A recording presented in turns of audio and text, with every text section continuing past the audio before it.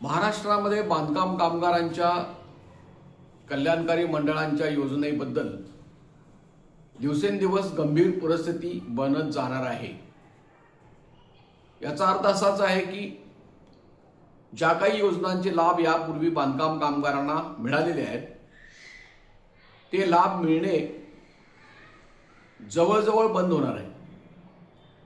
त्याचं पहिलं कारण हे आहे की बीजेपी सरकारने अट्टहासाने 29 कामगार कायदे रद्द करून 4 लेबर कोड लागू केलेले आहेत। त्यांचे नियम जे आहेत ते नियम राज्यांनी स्वीकारणे किंवा मग केंद्राचे नियम स्वीकारणे यासाठी एक 45 दिवसाची मुदत दिलेली आहे आणि 45 दिवसानंतर हे कायदे अंमलात येणार आहेत।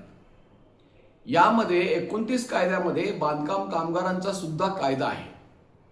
बांधकाम कामगारांचा कायदा 2 कोडमध्ये विभागला गेलेला आहे आणि पार या कायद्याचं वाटोळं करून एकूण जो कायदा आहे त्यातली महत्त्वाची कलमे सगळी रद्द करून हा कायदा विभागला जाणार आहे।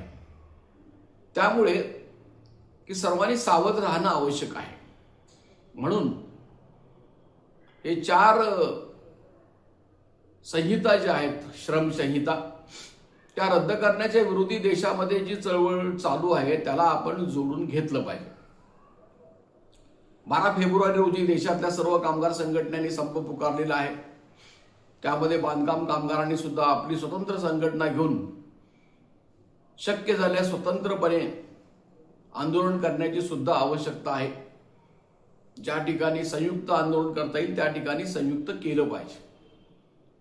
आता हे 4 लेबर कोडामध्ये आत्ता जो सरकारच्या दृष्टीने आजचा जो बांधकाम कामगारांचा कायदा आहे तो रद्द झालेला आहे।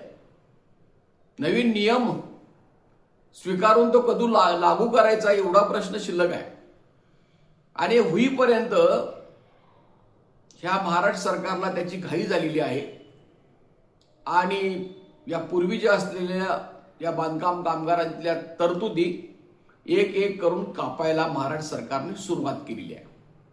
नाव मोठा लक्षण कुठं म्हणतात अशी स्थिती आहे। त्यांनी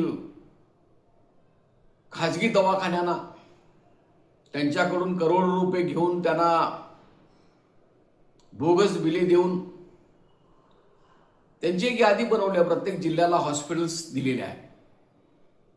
एका बाजूला महात्मा फुलेचे हॉस्पिटल्स आहेत ती योजना आहे आणि एका बाजूला याची योजना याची अंमलबजावणी केली जात नाही, परंतु त्या दवाखान्याच्या नावाखाली त्याने प्रसूती रजा बंद केली, सिझरिंग लाभ बंद केला, 1 लाख रुपये जे गंभीर आजारासाठी होती ती रक्कम त्यांनी रद्द केली आणि आता उठले ते स्कॉलरशिपवर। स्कॉलरशिप जो शब्दप्रयोग आहे तो खूप खोलात जाऊन आपण त्याचा विचार केला पाहिजे। खरं म्हणजे कायद्यामध्ये जो ते रद्द करायला चाललेले आहे त्याच्यामध्ये तरतूद अशी आहे म्हणजे जी आता लागू आहे ती बांधकाम कामगारांच्या नोंदणीकृत बांधकाम कामगारांच्या मुलांना पाल्यांना शिक्षणामध्ये मदत करण्यासाठी त्यांना आर्थिक सहाय्य दिलं जातं, स्कॉलरशिप दिली जात नाही हे लक्षात घ्या। आर्थिक सहाय्य दिलं जातं असं कायद्यामध्ये कलम 22 मध्ये नमूद केलेलं आहे आणि तशी मदत आतापर्यंत ज्यांनी योग्य पद्धतीने अर्ज केलेले आहेत त्यांना ते लाभ मिळालेले आहेत। आता त्यांनी नवीन वर्षाच्या पहिल्या दिवशी फतवा काढलेला आहे, मुहूर्त भारी काढलेला आहे। नवीन वर्षामध्ये बांधकाम कामगारांच्या हक्कावर गदा आणण्याचं काम त्यांनी सुरू केलेलं आहे आणि आता ते काय म्हणतात, तुम्ही प्रतिज्ञा लिहून द्या की आम्ही दुबार लाभ घेणार नाही। कोणत्याही शासकीय योजनेमध्ये जर आम्हाला शिष्यवृत्ती मिळत असेल, लाभ मिळत असेल तर आम्ही मग बांधकाम कामगारांचे लाभ घेणार नाही आणि घेतलोच समजा तर आम्ही ते कपात करतील आणि दंडात्मक कारवाई करतील असं तुमच्याकडनं ते लिहून घेत आहेत. आता खरं म्हणजे याच्याबद्दल माझं असं मत आहे की अजिबात नोंदीत कामगारांनी घाबरू नये, कारण हे लिहून दिल्याशिवाय तो तुमचा स्कॉलरशिपचा अर्ज आहे तो सबमिटच होणार नाही. आणि ते लिहून द्यायला हरकत नाही, कारण त्यांचा तो लिहून घेण्याचा प्रकारच बेकायदेशीर आहे. भारताची राज्यघटना सांगते की खोटं चुकीचं लिहून घेता येणार नाही. जरी ते लोकांच्याकडनं लिहून घेतलं तर ते लोकांच्यावर बंधनकारक नसतं. तसं त्यांचं म्हणणं असं आहे की आम्ही शिष्यवृत्ती देतोय. आमचं असं म्हणणं आहे की तुम्ही शिष्यवृत्ती आम्हाला देत नाही. शिष्यवृत्ती म्हणजे स्कॉलरशिप. कशासाठी शिष्यवृत्ती देशामध्ये दिली जाते? तर जे गुणवान विद्यार्थी आहेत त्यांना मदत करण्यासाठी स्कॉलरशिप दिली जाते. जे मागास जाती आहेत, जमाती आहेत, मागासवर्गीय आहेत त्यांना स्पर्धेमध्ये टिकण्यासाठी मदत दिली जाते. जे दिव्यांग आहेत त्यांच्यासाठी मदत दिली जाते. आणि त्याच्यामुळे ती स्कॉलरशिप वेगळी आणि बांधकाम कामगारांचं आर्थिक सहाय्य वेगळं. तर असं असल्यामुळे की ते जरी लिहून दिलं तरी आपण लक्षात घेतलं पाहिजे की त्यांचं कारस्थान आहे की विद्यार्थ्यांना स्कॉलरशिप द्यायचीच नाही, त्यांची विकृती आहे. हे यांच्या डोक्यात पहिल्यापासून जे किडा वळवळतो की मागासवर्गीयांना राखीव जागा द्यायची नाही, त्याचे लाभ द्यायचे नाही, त्याची ती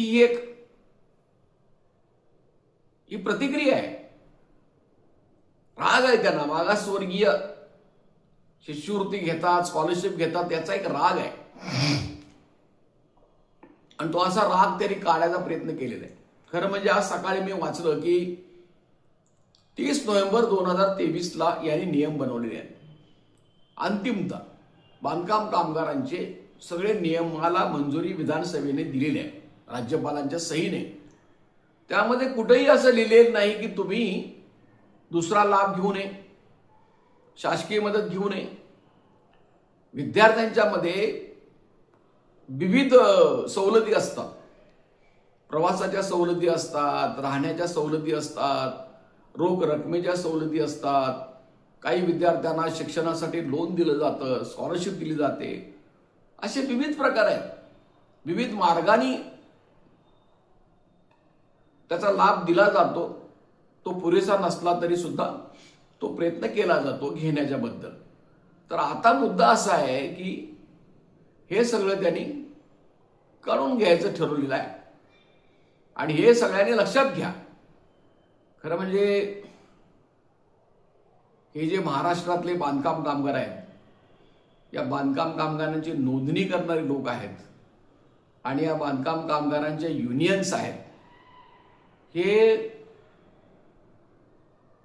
उघडपणे सगळ्यांनी एकत्र येऊन काही करण्याच्या मनस्थितीमध्ये नाहीत. इथं नेतृत्वाचा प्रश्न नाही, प्रश्न सोडवण्याचा आहे. आपण पाहतोय की समाजामध्ये जी मोठी आंदोलनं होतात, त्या मोठ्या आंदोलनाच्या वेळेला सरकार चर्चा करतं टेबलावर बसून आणि काही प्रश्न सोडवतं. जर तुमच्यात ताकद नसेल, जनमानस तुमच्या बरोबर नसेल, तुम्ही जर हातात काठी घेऊन उगारून त्यांच्या अंगावर नाही गेला तर काही तुमची ते पर्वा करत नाहीत, कुठलीही मागणी मान्य करत नाही. तसं आता चालू आहे. त्यांनी आता या मंडळातल्या योजना सगळ्या कापलेल्या आहेत. स्त्रियांचे हक्क काढून घेतलेले आहेत. प्रसूती रजेचे, सिझरिंगचे 1 लाख, गंभीर आजाराचे. आता ते आलेत सगळ्या ज्या मिळणाऱ्या आर्थिक सवलती आहेत विद्यार्थ्यांना ते काढून घेत आहेत. आणि आता 2 महिन्यांचं लक्षात घ्या की हा कायदाच रद्द झालेला आहे. आता त्याच्या पुढे ते काय करणार आहेत आज आपल्याला माहित नाही. आणि जर बांधकाम कामगार जर खऱ्या अर्थाने झूट जर त्यांनी दाखवली नाही तर सगळा वरवंटा फिरणार आहे आणि आपले सगळे पैसे त्यांच्या मनाली तिकडे ते वळवणार आहे. कारण तुम्हाला जे लाभ दिले जातात ते कामगारांच्या श्रमाचा जो पैसा आहे त्यातली 1% रक्कम खर्चाच्या, इमारतीच्या सरकारच्या मंडळाकडे बिल्डर्स, जमीन मालक भरतात. इमारत मालक सरकारी इमारतीचं बांधकाम असलं तरी त्यांना भरावं लागतं. आणि ही जी 1% रक्कम आहे ती वर्षाला साधारणपणे महाराष्ट्रामध्ये 3,000 कोटी रुपये जमते.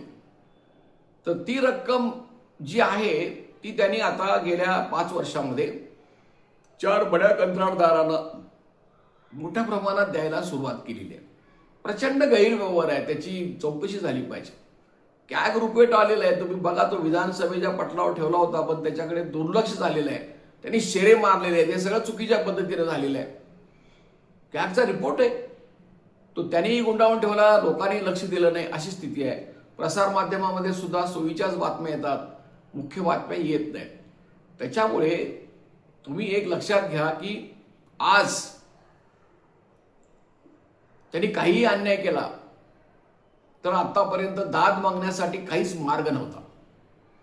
आता निदान या लोकसेवा हक्क सेवा हमी कायद्यामध्ये एक अधिकार प्राप्त झालेला आहे आणि त्या अधिकाराखाली तुम्ही कुठल्याही अर्जाबद्दल अन्यायाबद्दल तक्रार अर्ज देऊ शकता. तक्रार अर्ज तुमच्या भाषेमध्ये लिहिला तरी सुद्धा चालेल किंवा आमच्याशी संपर्क करा, आम्ही तुम्हाला नमुना देतो. दुसऱ्या बाजूला 1 महिना झाल्यानंतर त्याच्याबद्दल अपील करता येतं. अपिलाचा नमुना मात्र आहे आणि त्या अपिलामध्ये जरी त्यांनी काही नाही म्हटलं तरी त्यांना 5,000 रुपयेचा दंड एका अर्जामध्ये होऊ शकतो.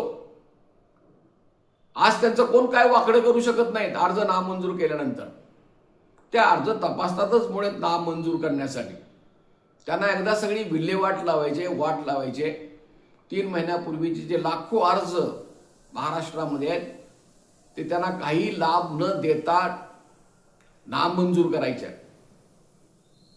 सगळे अर्ज नामंजूर करायचे, रिजेक्ट होते, सगळीकडनं तक्रार असते. पण त्याला उत्तर असं आहे की त्याच्याबद्दल जर तुम्हाला चर्चा करायची असेल तर मग तुम्ही लोकसेवा हक्क हमी कायद्याखाली अर्ज करा.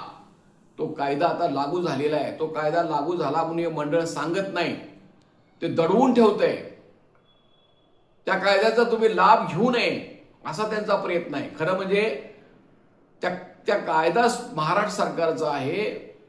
त्या फडणवीस साहेबांना सगळ्या जगभर बोंबाबोंब केली की आम्ही एक अतिशय चांगला कायदा आणलेला आहे. तर हे जे सगळं आहे हे आपण समजावून घेतलं पाहिजे आणि या पुढची प्रक्रिया आपण सुरू केली पाहिजे. त्यासाठी तुम्ही तक्रार अर्ज करा. तो तक्रार अर्ज करण्याबद्दल तुम्हाला काही माहिती पाहिजे असेल तर ते आम्ही जरूर देऊ. आणि आता लोकशाही हक्क सेवा हमी कायदा हा बांधकाम कामगारांच्यासाठी लागू झालेला आहे, त्याचा वापर करा. काही अडचण आल्यास जरूर आमच्याशी संपर्क करा. माझा मोबाईल क्रमांक आहे 9960499366. हे यूट्यूब चॅनल जे आहे ते असंघटित उद्योगातील कामगारांसाठी चालवलं जातं. हे विनामूल्य आहे. तुम्ही जास्तीत जास्त संख्येने ते सबस्क्राईब करा, फॉरवर्ड करा, लाईक करा, एवढी विनंती करून मी आजचे मुद्दे पूर्ण करीत आहे. धन्यवाद.